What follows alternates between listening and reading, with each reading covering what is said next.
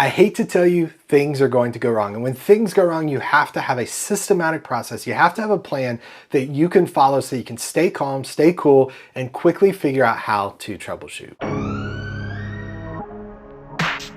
Hey everyone, and welcome back to Behind the Spacebar. This is the podcast. This is the place for anyone that performs on stage with Ableton Live. If that's you, you're in the right place. If not, just stick around because this is going to be very informative. In fact, today's episode is something that I think can apply to not just being on stage, not just using Ableton Live, but can really apply to all aspects of life, because I think all of life is essentially solving problems and figuring out why something doesn't work. I joke often that my whole job is just basically figuring out why something doesn't work, capturing that on video, and then sharing it with other people. That's like my whole kind of purpose in life. And so today what we're going to do, we're going to listen back to a previous episode. This is episode 11 of Behind the Spacebar, how to troubleshoot. And in it, I wanted to pull this up as a recap because this is very, very important. It's a very tactical, step-by-step process to follow when it comes to troubleshooting that you can listen to and again, apply to really any aspect of using Ableton Live. It's super, super beneficial, super important. So listen to this episode with me and then make sure to stick around because at the end, I'm going to wrap up with some fresh thoughts, some new thoughts that you've never heard before, and I don't want you to miss it. So let's dive in and I'll see you here in a second. I think I'm going to share really 4 kind of steps in order to troubleshoot and to troubleshoot well. But the first step is maybe the most important, and it's the one that's easy to gloss over because it's not a technical thing. But if you're in a situation where something goes wrong, particularly in a live performance scenario, you're on stage, you're doing production off stage, whatever it is, but it's in a live kind of performance venue and space. The most important thing you can do is just to stop and breathe, right? Just stop and take a deep breath. And the reason that's super important is it's really easy when something goes wrong to just think immediately, I gotta go fix it. But when we get in that mindset, when we're in that mindset, it's really easy for us to forget simple things. It's easy for us to gloss over an obvious mistake. And we'll talk about why sometimes most common cause of issues is common, simple things. But I think this is the most important piece, because if we just can pause and just take a deep breath, it's going to isolate us. It's going to remove us from the scenario for a moment. It's going to do 2 things. One, it's going to kind of give us a reset. And so things are going crazy. People get panicked. People get stressed. Just going to pause, take a deep breath. That's going to isolate us from the situation. It's going to help us kind of reset. But then I think the other benefit of that is because it's isolating us from the scenario, sometimes it's almost like we can then see the scenario from a bird's eye view, as opposed to being in the moment, being stressed and unplugging cables and just starting to go crazy. We can kind of see it from a bird's eye view. And that's really the approach you need to take when it comes to troubleshooting is you can't be stressed. You can't be panicked, because if you are stressed or panicked, again, you're going to miss simple things. You're going to gloss over simple things. And it's just something you've got to be in the moment. You got to be able to think really systematically. You've got to visualize, and we'll talk about all those tips and tricks, but you've got to be in the moment, but you also have to be kind of outside of the moment, looking over, being able to remove yourself from the potential panic of the scenario. Another tip, and this is not on my notes that I made, but another tip kind of related to this that my buddy Al always talks about is, if you're in a scenario where, let's say you're on stage, you're a musician or you're a playback tech off stage, but you're troubleshooting an issue with Ableton Live. Let's say it's rehearsal. The show's about to start. Maybe you're like sound checking or something. Doors are in 15 minutes and some sort of automation you're doing isn't working. Let's say that's the scenario we're in. My buddy Al always brings this up as an example of something goes wrong. A lot of times you'll get people that kind of flock to you and come over, and the drummer comes over, the bassist comes over, the tour manager comes over, the artist comes over, and everyone just kind of starts to crowd around, and that's not a great environment to work in. So Al always suggests, hey, in a moment like that, just tell everybody, hey, listen, I just need a couple moments to fix this. Give me 2 minutes and it will be fixed. Or give me 2 minutes and I'll report back and let you know where we are. But I just need a little bit of space to kind of focus on my own. And taking that deep breath and maybe mentioning that to people just to let them know, like, you guys kind of have to back up right now. You got to give me some space. And there's kinder ways to say that than like, bro, you need to back up. Maybe that's the way you say it to get that space. But that's a real helpful thing as well, too. So that's kind of a bonus tip that's thrown in there. Okay, before we dive into the rest of this, steps 2 through 4. I essentially want to give you an idea of hopefully a foundation, a framework to kind of think of troubleshooting. Sometimes we think of it as a really difficult thing. We get in highly technical fields and signal flow, and whether it's video routing or audio routing, or we're going from Ableton to control this automation thing to control that automation thing. It's really easy to suddenly feel like this is a difficult thing. Like it's really easy to get overwhelmed. But troubleshooting is essentially 2 steps. It's 2 things when we think of kind of paths. Number 1 is we need to find the problem. We need to figure out what's the problem, what's going on. And then number 2, we need to fix the problem. So we're going to find the problem. And then 2, we're going to fix the problem. Okay. So now let's dive into this. So essentially all of troubleshooting is doing 2 things. That's our framework we're working from. We're finding the problem, we're fixing the problem.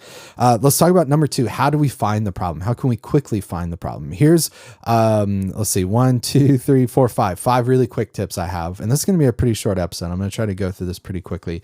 But 5 really quick-ish tips that I have for finding the problem. Number 1 is visualize the path, visualize the signal flow. If you need to, I mean, I've got a pen and some paper here. Like even if you really needed to, grab a piece of paper, grab a pen, and draw out the signal flow. Like you pausing, you taking the moment to think through the signal flow, even getting to the point of, again, I mean, if it's a quick solution, you're on stage, something goes wrong. Hopefully you can do this in the matter of 5 to 10 seconds. But let's say it is doors open in 15 minutes. You've got a problem. It's a pretty complex problem. The only way for you to understand it is to take a minute and draw out a kind of rough signal flow diagram. If you take that minute to figure that out and it helps you solve the problem in 3 minutes, as opposed to trying to keep it all in your brain and think through it in your brain and not feel really confident or comfortable about the signal flow unless you write it out, and that ends up taking 12 minutes.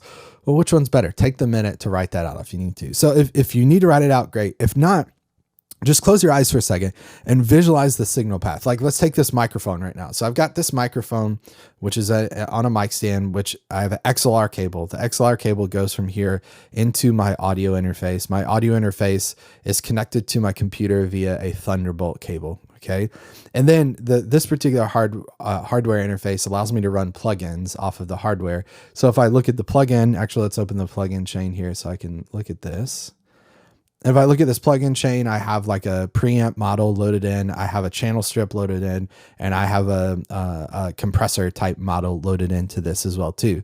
So if something goes wrong with, and then let's go out of there. How do I get into my ATEM that I'm recording from? Okay, I've got an output of the interface that then is going into an input, the mic input on my ATEM. So if something goes wrong in this chain, it could be one of many things. It could be the XLR cable. It could be the mic itself. It could be the ATEM. It could be the cable going from the ATEM to the interface. It could be the cable going from the interface to the computer that's maybe not connected properly.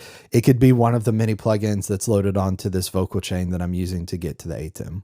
That might feel overwhelming, but just for me, visualizing that process and thinking through that process, that actually helps me understand everything that's involved, all the many different variables that are involved in this. And that's going to help me as I walk throughout this process to, again, to number 1, find the problem, and then 2, fix the problem. So the second thing I do, so first, visualize the path, signal flow, a skill that if I'm talking to someone who's interested in live production, if I understand that, or if I get a sense that they really understand signal flow, whether it's audio or video, or they have the brain capacity or the tools or the skills to like figure out signal flow or draw out a signal flow diagram, then they're going to go pretty far in this, because that's just a tool that can transfer between audio to video, even to networking, to, creating a connected stage, network stage experience.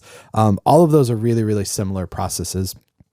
And if you can get it in one scenario, in one domain, it kind of carries over to the other. But number 1, visualize the path, signal flow. Number 2, change only one thing at a time.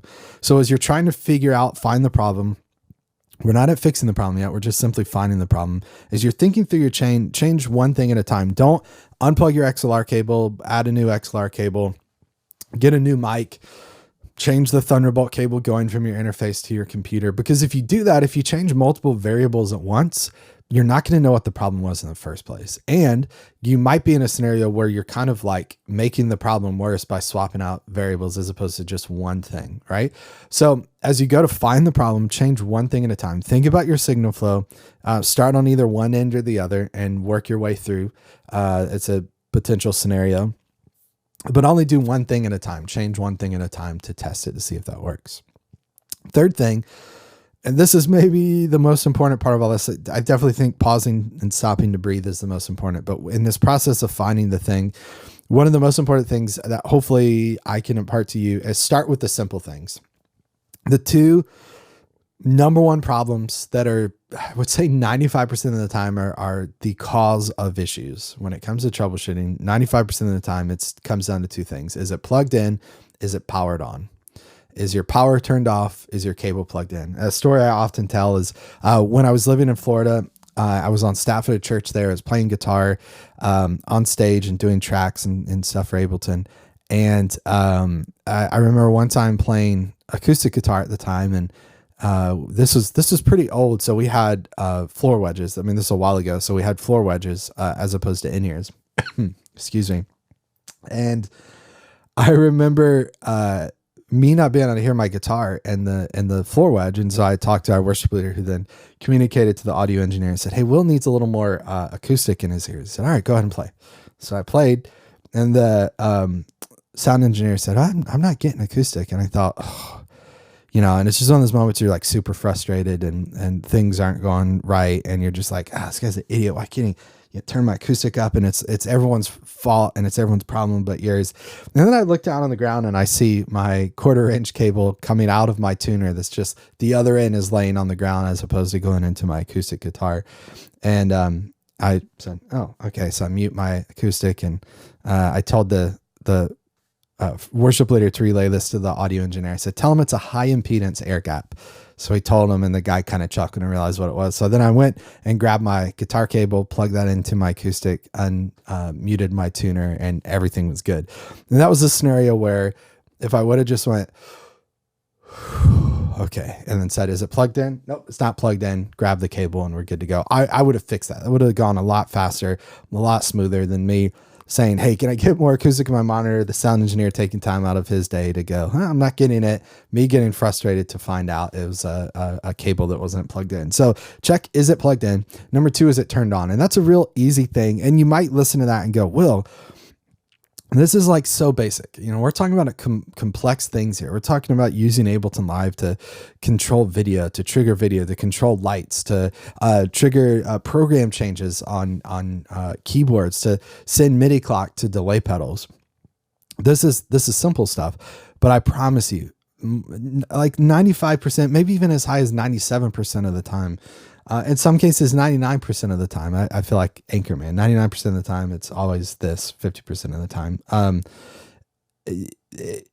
It's really easy to miss in this long signal chain, this long flow of things. It's really easy to miss that one cable is unplugged.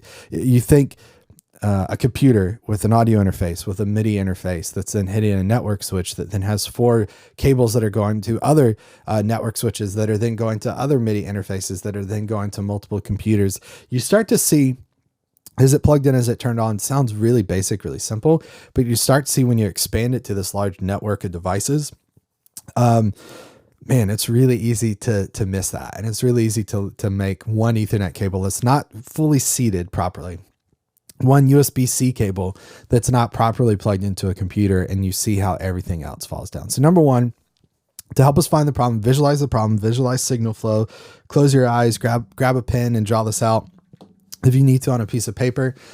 Number two, change one thing at a time, test one variable at a time. Don't change multiple things. Number three, start with the simple things. Is it powered on? Is it plugged in? Number four, what's most likely to go wrong? So number four, what's most likely to go wrong? So if we think about this signal chain with a mic, XLR cable interface, Thunderbolt cable to computer, cable out of interface into ATEM.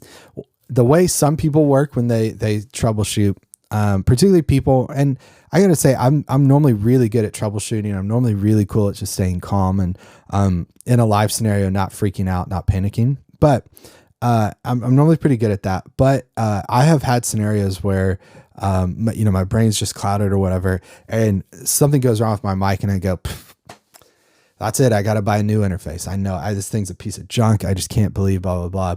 And you think about it and you go, okay, between all of those, what do you think is most likely to go wrong? In fact, actually, if you're watching this live on YouTube, you can't do this on Apple Podcasts or Spotify or anything. But if you happen to be watching this on YouTube, watching the replay or watching live, let me know. In that signal chain, post a comment there. What do you think is the most likely thing to go wrong between a mic XLR cable interface, cable going from the interface to the computer, cable going from the interface to the ATEM Mini? What do you think is most likely to go wrong? It's not the ATEM. It's not the computer. It's not the interface. It's not even the mic. What's the most likely thing to go wrong? That guy right there, the mic cable, right? The actual cable. Sorry for all the crazy audio noise that just happened with me moving that, but it's the cable. Like a cable, that's the cheapest component in this whole process is the cable. Now from there, I would say cable, then it's probably Thunderbolt cable going between, it's the cable going from the interface to the ATEM Mini. That's most likely to go wrong. So those are the things I'm going to check first. I'm going to check the things that are most likely to go wrong as a bonus there, maybe the things that are most, that are easiest to test. So if I'm like sitting right here and I've got an XLR cable next to me, I'm just going to reach down really quickly, replace my XLR cable and try that. Like that's probably the first thing I'm going to do in any scenario. After checking, is it plugged in? Is the cable fully plugged in? Let's check both ends. Boom, go to the other end, check it. Is it plugged in? And then making sure everything's turned on, similar to that. Is it unmuted? Like that's kind of the way we want to think. Really simple things. We only want to change one thing at a time, and we want to think about what's most likely to go wrong. Now, final step of this, fifth thing here, is we want to isolate the issue. So we think of our signal flow. We're only going to change one thing at a time. We want to start with simple things to test those. Is it turned on? Is it powered up? Is it unmuted? Something like that. We want to think about what's likely to go wrong. And then we want to try to isolate the issue. A perfect example, just yesterday, I mean, this has nothing to do with live production, but perfect example yesterday. My neighbor called me and said, hey, I'm having issues with my printer. I can't print from my computer. Do you mind coming over and helping? I said, sure. And I told him, I said, the one piece of technology, we can put someone on the moon. We can send civilians to space and do space flight. Elon's going to send people to Mars soon. We still cannot create a printer that actually works. We can't create a printer that functions properly. So I said, no worry. Let me come over. Let me see if I can help you. So I get over there and I start looking at the printer. And so again, think about the issue he had that he said, I can't print from my computer to my printer.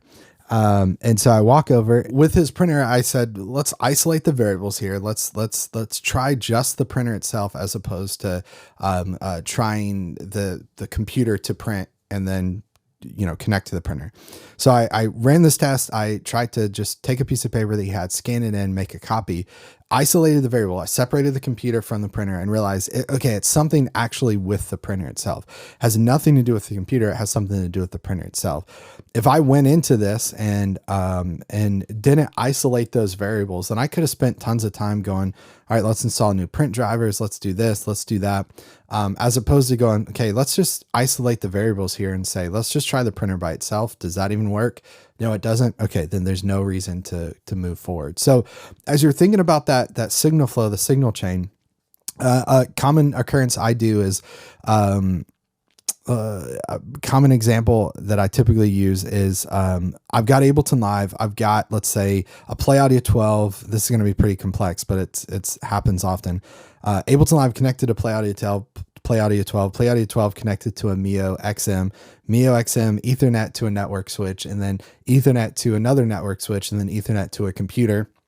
On that computer, I am doing an RTP MIDI session that's then accepting MIDI and then is sending that to ProPresenter to change lyrics. And so I have that whole signal path. And the reason I have that signal path is I want to send MIDI cues from Ableton Live to the Play Audio 12 to the Mio XM redundantly. So that if my A computer goes down, my B computer keeps going. I want to send those cues to then control lyrics in ProPresenter, send MIDI cues to control lyrics in ProPresenter. So typically in a scenario like that, I'm going to isolate variables when I'm going to think signal flow, and I'm going to think in chunks. So first off, I check from Ableton to Play Audio 12. Is my Play Audio 12 showing that it's getting signal? It's showing that it's getting MIDI signal. If it is, great. Then I move to the next chain. Is my Mio XM, and I love the Mio XM because the front panel will flash when it receives MIDI. If I'm sending MIDI notes from Ableton through the Play Audio 12 to the XM, and I don't see it flash on the XM, then I know that the problem is from the XM to my computer. Does that make sense? I'm not going to then go continue tracing it down, because what you see a lot of times, I think, with people that don't understand troubleshooting, will do unnecessary steps thinking, okay, I'm going to isolate. I find it's the Mio XM. And I say, oh, I think it's the Mio XM. And they'll say, oh, do you think I should restart the ProPresenter computer? And I'm like, well, maybe you should, but the problem is not with the computer, right? Does that make sense to you? If you can isolate the variable and you can figure out that, okay, I'm having an issue somewhere between my computer and the XM, then we're not going to deal with everything from the XM to the computer. Hopefully that makes sense. So again, when it comes to finding the problem, super helpful, visualize the path to signal flow. Number 2, change one thing at a time. Number 3, start with the simple things. Is it on? Is it plugged in? Is it unmuted? That kind of applies to the audio side of things. Number 4, what's most likely to go wrong? Don't, switch out your audio interface and buy a brand new mic off Amazon when it's just your XLR cable. Try that first. And then 5, and finally here, isolate the issue. Figure out where in the chain, what variable is causing the issue, up until what point does it work, and then work backwards from there. Once you find the issue, work backwards from there, and apply those same principles. You figure out it's the Mio XM, check your cables, check your power from everything there to there, check your routing, those sorts of things, and you'll find it.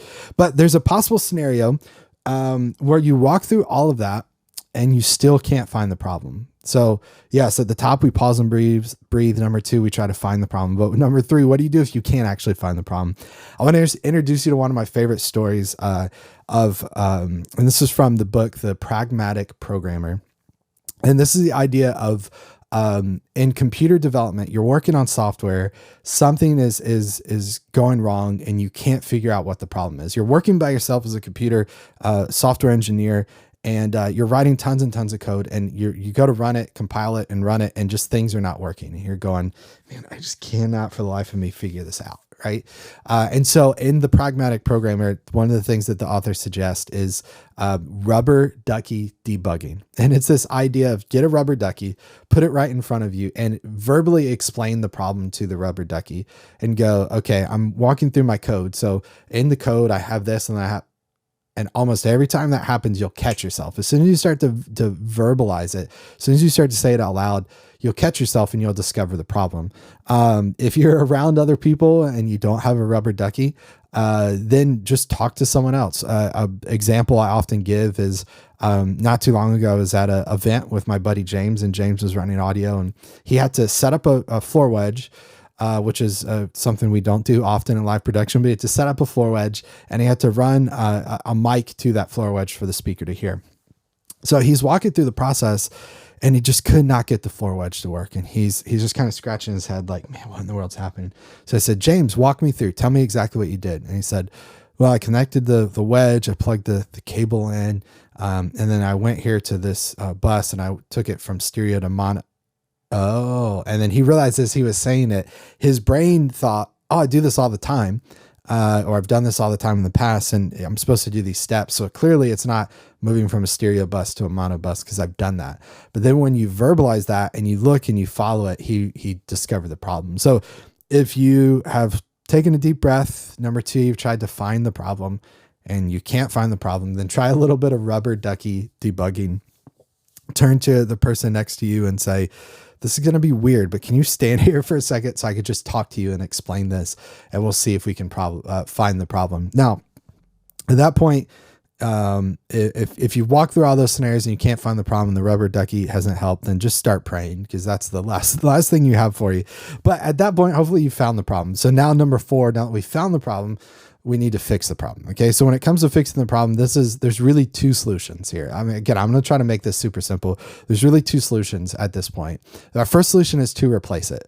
So, we've discovered that, we found the problem, and, it's a cable that's not working from my computer to my Play Audio 12. Well, at that point, I'm going to replace the cable from what I have to another cable. I'm going to try a different cable there, right? And if that works, great. We move on, problem solved. This is a great reason to have redundancy, to have backups, to use a Play Audio 12. So if your first computer you're having issues, but your second computer is working, then run with that and try to figure out how to fix your first computer while you're running on your second computer. That's a reason to have redundancy, to have backups. It's also a reason with cables to have extra cables. Like that's super important that, you know, I've got these little USB-C cables. Oh, my hard drive fell. I've got these USB-C cables all in my office. I've got a bucket back there, and I've got tons of them because these things go bad pretty easily. And I use them for everything from my ATEM to my hard drives to my audio interface. And so I've got extra cables. I'm not going to show up to a gig with one cable and hoping that that's going to work. I always say that hope is a terrible backup plan. Don't hope that something's going to work. Actually have a backup plan. Actually do the work to test it. Be prepared. Spend the time to be prepared, and you're going to end up being good. So we have the option of replacing it, right? We use a backup cable. Hopefully we've got a backup cable. But what's our second option here? Maybe to swap it out to back it up. It's going to take too long. Maybe you goofed and you don't have a backup. What's our second option here? It's to go without it. And that's not a great thing to hear, but hopefully you have a backup plan before you go into this situation. If tracks go wrong, if tracks go down, if we lose ProPresenter lyric automation, what's our backup plan? Maybe our backup plan is we have someone manually trigger, maybe the sound engineer manually reach over, and as she's running sound, it's not going to be great, but as she's running sound, she's pressing spacebar on lyrics and is aware enough that like that's something we're going to have to do. You know, we're not going to plan on it, but we're going to plan that if there were something to go wrong, then that's what we're going to do.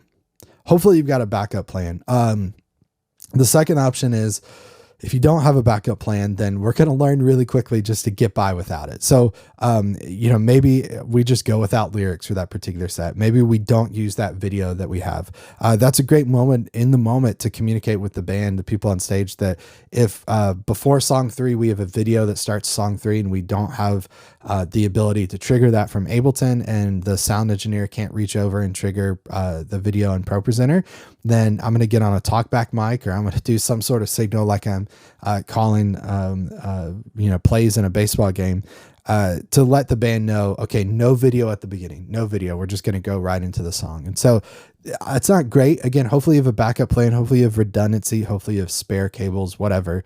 Hopefully you've made a plan before you get into it. But if you didn't, that's okay. We're just in that moment going to communicate like, hey, we have to run without this, or hey, we have to run without clicking tracks. And then after that moment, after that time, that's hopefully when you go back and say, okay, how do we make sure this never happens again? You, as an individual, you own it, you own the responsibility, and say, here's what happened. I discovered the problem. I didn't have enough time to fix it. Here's how to fix that in the future. Because the thing is, things are going to go wrong. Murphy is consistent. She shows up every time. And if something can't go wrong, it will go wrong. And so you've got to have a backup plan. And again, we all make mistakes. If you made a mistake and something went wrong, fine, own it, learn from it, and don't repeat it again. So when it comes to troubleshooting, really, we're doing two things. We're trying to find the problem. We're trying to fix the problem, right? Walk back through these steps if that helps you, just as a reminder of how to troubleshoot quickly, how to quickly find the problem. Go buy a little rubber ducky if you need to. Borrow your kid's rubber ducky that they used in the bath if you need to, and set it, you know, right on your rack, right on your road case, so that as you're trying to discover your problem, you can reach over and talk to the rubber ducky. So hopefully that helps you. Again, troubleshooting is super important. I think it's the most important skill for anyone in live production to have. Like, it's just going to make your life so much easier. Okay, so I hope you enjoyed that episode. Again, I know I've said this for the past 2. This may be one of the most important episodes I've done from a very like practical, tactical standpoint. If you're going to be anyone that performs on stage, really, if you're going to be a playback tech, if you're going to be any like production tech of any kind, you have to have a calm head. You have to be calm, cool, and collected when things go wrong. And you have to have a process for troubleshooting.